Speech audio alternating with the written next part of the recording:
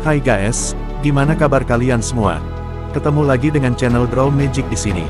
Sebuah channel yang menyajikan rangkuman alur cerita sebuah film, baik film dari dalam maupun luar negeri. Dan tidak lupa saya doakan, semoga kalian semua selalu sehat dan bahagia, serta selalu dalam lindungan Tuhan Yang Maha Esa. Serta tidak lupa juga saya untuk mengingatkan, bagi kalian yang belum subscribe channel ini, silahkan subscribe. Serta tekan tombol like dan juga loncengnya, agar kalian tidak ketinggalan update video dari channel ini.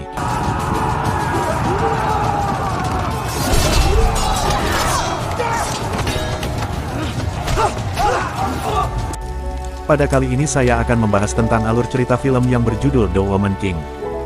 Film ini menceritakan tentang sebuah sekelompok prajurit wanita yang tangguh dan pemberani yang bernama Agoge. Tidak perlu berlama-lama lagi, lanjut pasang handsfree Anda dan langsung saja kita mulai alur ceritanya.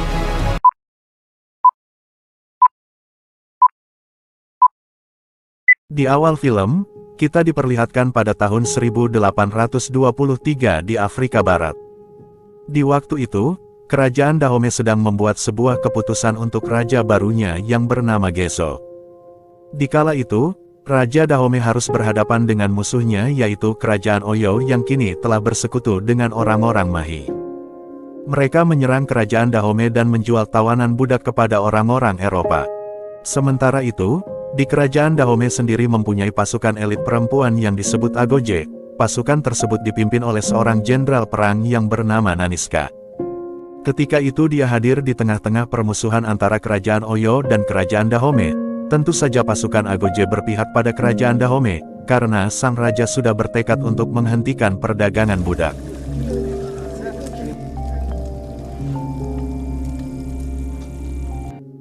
Pada waktu malam itu, Jenderal Naniska membawa pasukan Agoge dan menyerang desa Mahi, dan sekaligus untuk membebaskan para budak yang telah diculik oleh Kerajaan Oyo.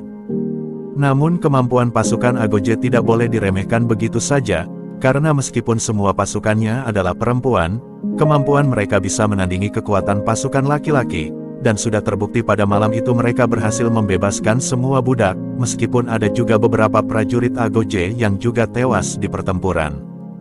Peperangan pasukan Agoge tersebut hanyalah bagian permulaan saja, karena Kerajaan Dahomey sekarang ini sedang mempersiapkan perang melawan Kerajaan Oyo yang lebih besar lagi. Karena bagaimanapun juga, desa Mahi adalah bagian dari Kerajaan Dahomey. Kemudian scene beralih memperlihatkan pada Kerajaan Dahomey. Para pasukan Agoge yang pulang bersama para tawanan budak langsung disambut meriah oleh para masyarakat Dahomey, karena mereka menganggap pasukan Agoge tersebut sebagai pahlawannya, karena yang sudah berjuang untuk kebebasan para budak. Akan tetapi, kejadian itu tidak serta-merta membuat Jenderal Naniska berpuas hati, karena setelah perang pembebasan budak itu, akan terjadi peperangan lagi yang jauh lebih besar.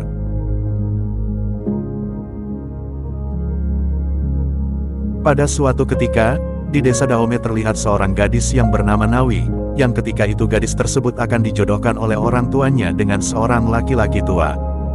Tentu saja Nawi menolaknya, terlebih lagi pria tua tersebut bersikap kasar kepada Nawi. Karena kejadian itulah, akhirnya ayahnya pun memutuskan untuk menyerahkan Nawi kepada pihak Kerajaan Dahomey, agar Nawi bisa belajar lagi akan kerasnya kehidupan.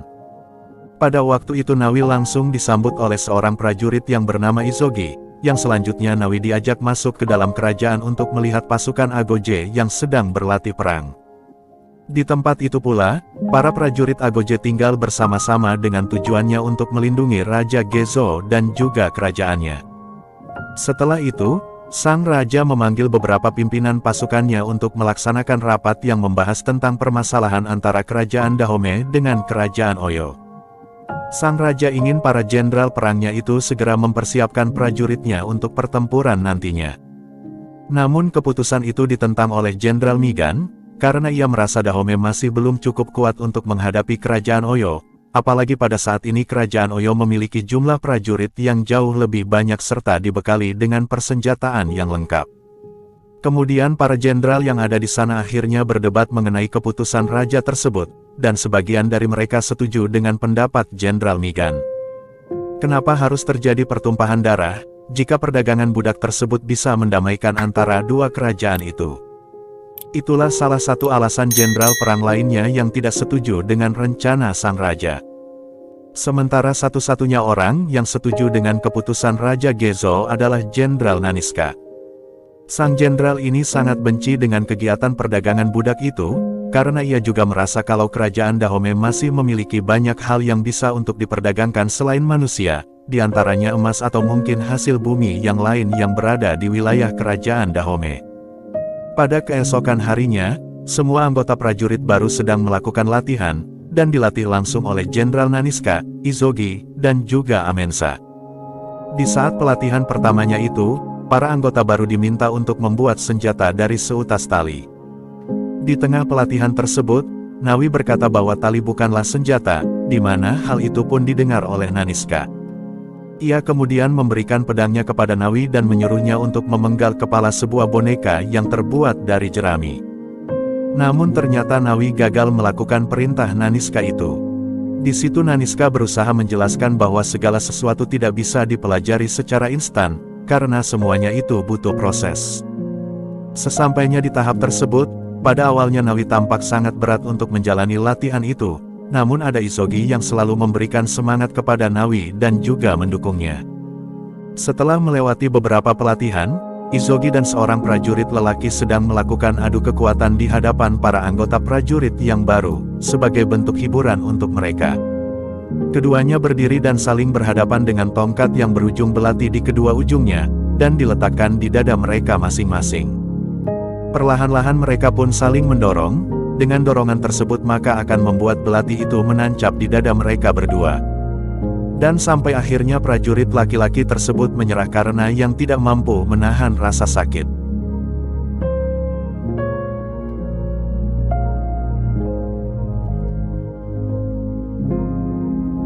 Melihat kejadian tersebut, pada malam harinya secara diam-diam Nawi pun mulai berlatih sendirian lebih keras lagi, karena ia ingin membuktikan keseriusannya pada Naniska dan Izogi. Pada keesokan harinya, pasukan dari kerajaan Oyo akhirnya tiba di Dahomey. Seperti biasanya, pada saat itu Jenderal Oba perwakilan dari kerajaan Oyo datang untuk membeli beberapa budak sebagai upeti. Akan tetapi bukannya menyiapkan budak, Raja Gezo malah menyiapkan hasil bumi, dan seketika itu juga Jenderal Oba pun mengatakan, jika Raja Oyo menolak pemberian mereka tersebut, sehingga kerajaan Oyo akan memblokir pelabuhan yang mereka gunakan sebagai jalur perdagangan. Karena keduanya tidak mau mengalah, akhirnya Raja Gezo pun menawarkan sebuah kesepakatan kepada mereka, bahwa kerajaan Dahomey akan mengirimkan 20 pasukan Agoje nantinya. Sang Raja memberikan alasan seperti itu agar kerajaan Dahomey tetap bisa menggunakan pelabuhan tersebut. Sin lalu beralih memperlihatkan pelabuhan Oida. Pada waktu itu, datanglah pedagang budak kulit putih yang dipimpin oleh Santo Ferreira dan juga Malik. Mereka tiba di kerajaan Oyo untuk membeli budak, ketika itu mereka melihat para budak yang sedang disiksa dan juga dikurung layaknya seperti hewan. Tidak lama kemudian, pasukan Agoje pun datang untuk membawa upeti. Jenderal Oba berpikir kalau upeti yang dimaksud adalah para anggota Agoje, namun Naniska justru memberikan kepala prajurit kerajaan Oyo yang sudah terpenggal di hadapan Jenderal Oba. Dengan kata lain, Raja Gezo menyatakan peperangan terhadap kerajaan Oyo. Dari kejadian itulah, Jenderal Oba menjadi sangat marah dan memanggil semua pasukannya. Bukannya kabur atau takut, Naniska malah diam di tempatnya dan berhadapan langsung dengan Jenderal Oba. Nawi yang melihat hal itu langsung berusaha membantu Jenderal Naniska. Di saat ada kesempatan, keduanya langsung kabur ke laut tempat para Agoje lain telah menunggu di sana. Apa yang sudah dilakukan oleh Nawi itu tidak membuat Naniska berterima kasih atau bangga, justru malah membuat Jenderal Naniska marah kepada Nawi, karena dia menganggap kalau Nawi tidak mengikuti perintahnya. Yang padahal, orang yang tidak mengikuti rencana adalah Naniska sendiri, namun entah apa yang terjadi, yang sepertinya Naniska ini tidak suka dengan apapun yang dilakukan oleh Nawi. Ketika dalam perjalanan menuju ke kerajaan Dahomey, Nawi tidak sengaja bertemu dengan Malik yang saat itu sedang mandi. Kemudian keduanya pun berkenalan. Di sana Malik bercerita bahwa ia sebenarnya setengah dari darah Dahomey. Ibunya yang berasal dari Dahomey sedangkan ayahnya adalah orang kulit putih. Tak lama kemudian rombongan Santo dan Malik akhirnya tiba di kerajaan Dahomey. Sama seperti saat di kerajaan Oyo, di sana keduanya juga berniat untuk membeli beberapa budak. Bertepatan dengan kedatangan mereka di sana, para prajurit baru Agoge juga sedang mengikuti ujian terakhir dalam pelatihannya itu. Dalam ujian itu para prajurit baru akan menunjukkan kemampuan mereka di hadapan Raja Gezo dan para seniornya. Dan bagi siapapun yang gagal nantinya, maka prajurit tersebut akan dijual kepada Santo dan Malik. Di awal ujian, mereka dihadapkan dengan tumpukan ranting berduri tajam yang siap menyayat kulit mereka. Di sana Nawi menjadi peserta pertama yang berhasil lolos, namun ketika itu, ia malah kembali lagi masuk ke dalam ranting tajam itu untuk membantu temannya yang masih terjebak di dalam ranting tajam itu. Setelah itu ia pun berusaha menyusul peserta lain dengan cara melompat dari atas ketinggian, sehingga Nawi pun berhasil dan menjadi juara dalam ujian tersebut.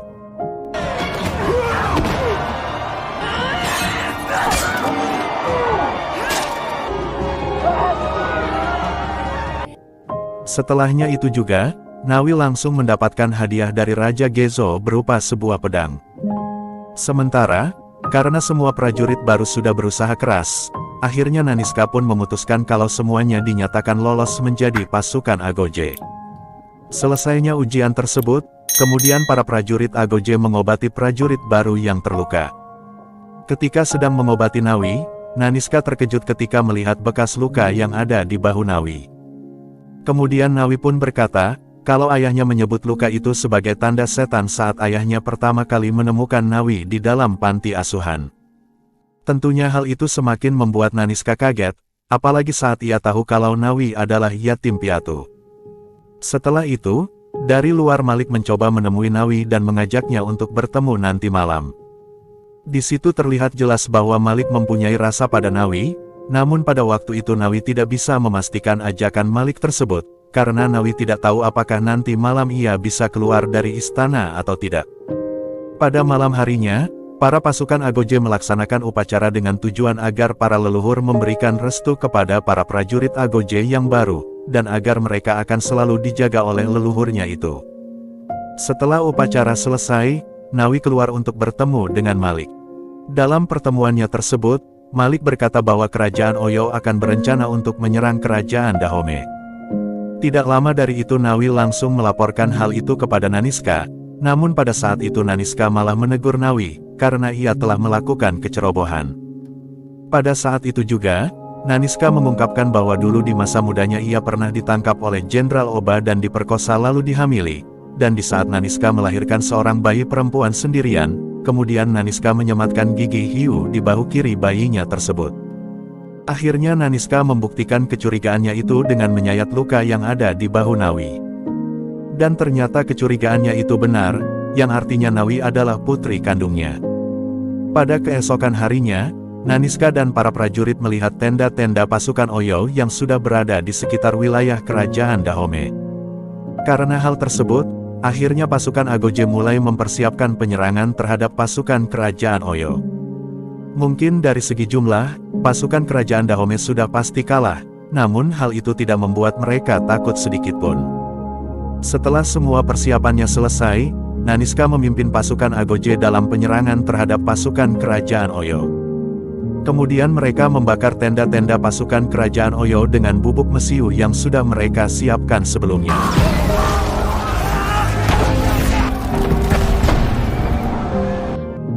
Dan akhirnya perang pun terjadi. Banyak pasukan dari kerajaan Oyo yang tewas dalam peperangan itu, begitu juga dengan pasukan Agoge.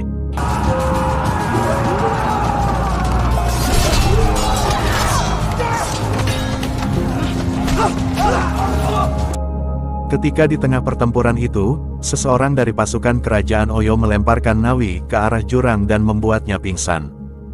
Sementara itu Jenderal Naniska hanya menargetkan satu orang saja.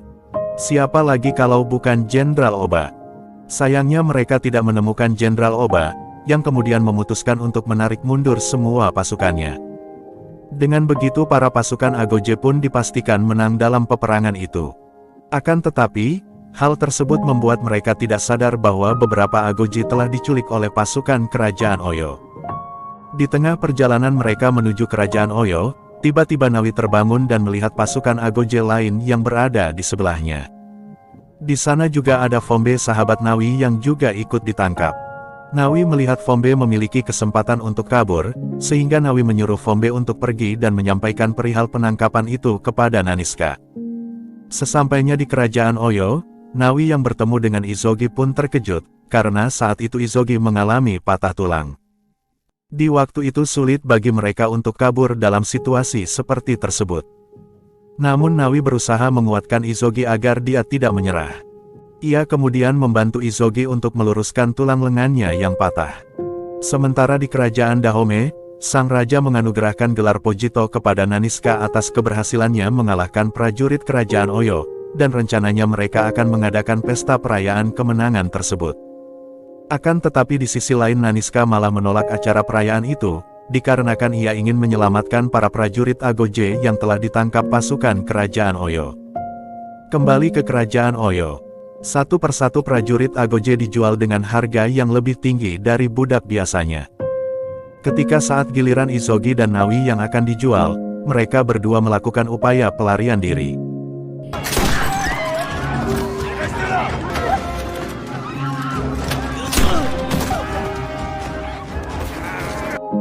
Namun sayangnya mereka gagal kabur, hingga akhirnya Izogi pun tewas terbunuh. Kematian Izogi itu membuat Nawi merasa sangat bersalah, karena bagaimanapun juga Izogi terbunuh karena Nawi yang terlalu lambat melarikan diri. Kemudian Malik pun membeli Nawi sebagai upaya dia untuk melindunginya. Pada malam harinya, Naniska menentang perintah raja dan tetap berangkat dengan sekelompok pasukannya untuk menyelamatkan para tawanan. Dan lagi-lagi, hal itu pun menimbulkan peperangan lagi antara pasukan Agoge melawan prajurit kerajaan Oyo dan juga orang-orang Eropa. Nawi yang melihat tersebut langsung pergi melarikan diri dan bergabung dengan Naniska. Pada saat Santo sedang berusaha kabur membawa para tawanan, tiba-tiba Malik datang dan membebaskan para budak, serta membunuh Santo.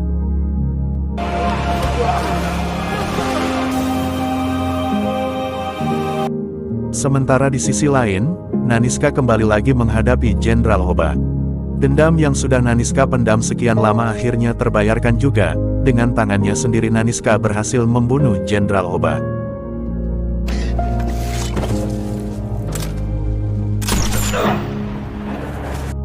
Para prajurit Agoge yang memenangkan pertempuran akhirnya kembali ke kerajaan Dahome dengan penuh kebanggaan, karena mereka yang sudah berhasil menguasai kerajaan Oyo. Di sana mereka juga disambut langsung oleh Raja Gezo, namun sang raja sedikit menegur Naniska, karena dia yang tidak mematuhi perintahnya. Namun setelah itu sang raja menobatkan Naniska sebagai The Woman King. Di akhir film, kita diperlihatkan Naniska dan Nawi yang kini telah mengakui hubungan darah di antara keduanya. Kemudian semua prajurit Agoge merayakan kemenangannya dan penobatan Naniska. Dan film pun akhirnya selesai. Itu tadi ringkasan alur cerita dari film yang berjudul The Woman King. Semoga kalian semua bisa terhibur dengan alur cerita film ini, dan sampai jumpa lagi di video rangkuman alur cerita film berikutnya, serta jangan lupa untuk tekan like, share, dan juga subscribe jika kalian merasa terhibur dengan videonya. Bye.